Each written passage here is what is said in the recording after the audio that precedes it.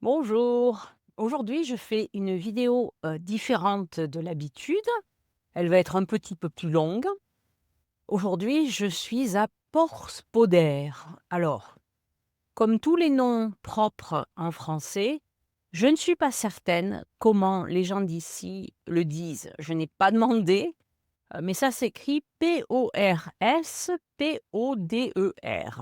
C'est une petite ville, un village, je présume, de bord de mer qui se trouve à une vingtaine de kilomètres de Brest, où nous séjournons cette semaine, et c'est absolument formidable. La personne avec laquelle nous avons arrangé un échange, home exchange, nous a laissé les indications. Elle nous a dit de venir ici. Entre autres, il y a plusieurs plages qui sont très jolies avec du sable fin. Alors là, vous ne le voyez pas, mais il y a des plages de sable fin magnifiques, pas loin du tout. Bref, c'est superbe. Je vais vous montrer un petit peu le village de Porspoder et vous allez vite comprendre pourquoi la Bretagne est un lieu de vacances aussi populaire, pour les Français en tout cas.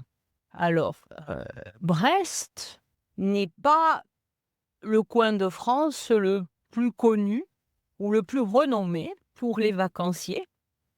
Mais par contre, ce qui est formidable, c'est qu'il n'y a pas trop de monde. Ah, il y a des gens, hein, bien sûr, c'est le mois de juillet, il y a du monde, mais c'est vraiment très, très calme par rapport à la Méditerranée, c'est incroyable et comme il y a peu de monde et il se trouve que, là, cet été, il fait très, très beau en Bretagne. Je suis sûre que certaines années, le temps est moins agréable, mais alors là, vraiment, cette année, c'est un plaisir. Comme vous le voyez, la mer est bleue, cristal limpide, n'est pas déchaînée du tout, c'est très, très calme. Il y a de nombreuses personnes, qui se baignent. Bref, c'est un plaisir, d'être en Bretagne, cette semaine. Aujourd'hui, nous sommes le 21 juillet et c'est vraiment ce qu'il y a de plus agréable, je trouve. J'adore la mer, bien sûr, je suppose que je ne suis pas la seule, mais j'adore la mer. Et dans ce petit village, comme vous le voyez, il y a des bancs, il y a des tables pour les pique-niques, il y a des chemins pour se promener. Et là, tout droit, vous voyez le village lui-même, qui est vraiment, qui est magnifique, quoi. C'est tout le long de la mer, c'est magnifique. On voit aussi cette personne en vélo. Il y a beaucoup de personnes, je suppose, qui arrivent en voiture et qui ensuite prennent le vélo. Personnellement, c'est ce que je préfère quand je suis en vacances. Je gare la voiture et le reste, je le fais en vélo. Mais là, je n'ai pas de vélo. Ah, le téléphone. Donc, je ne sais pas ce que je vous disais. J'ai été interrompue par le téléphone.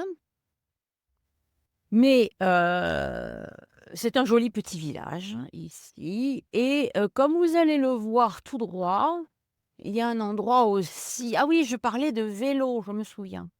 Il y a un endroit ici où il y a des gens qui viennent, en camping-car, qui se garent, là, tout près de la plage, franchement, quelle belle vie et qui ensuite font du vélo, ce que je trouve absolument, parfait.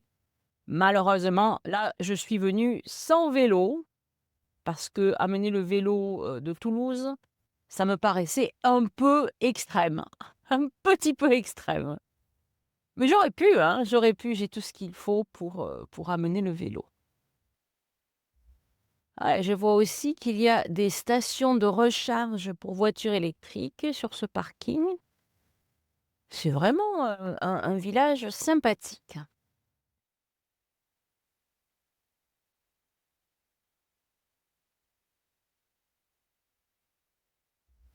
Donc si vous avez envie de, heu venir dans un endroit en Bretagne où ce n'est pas inondé de touristes,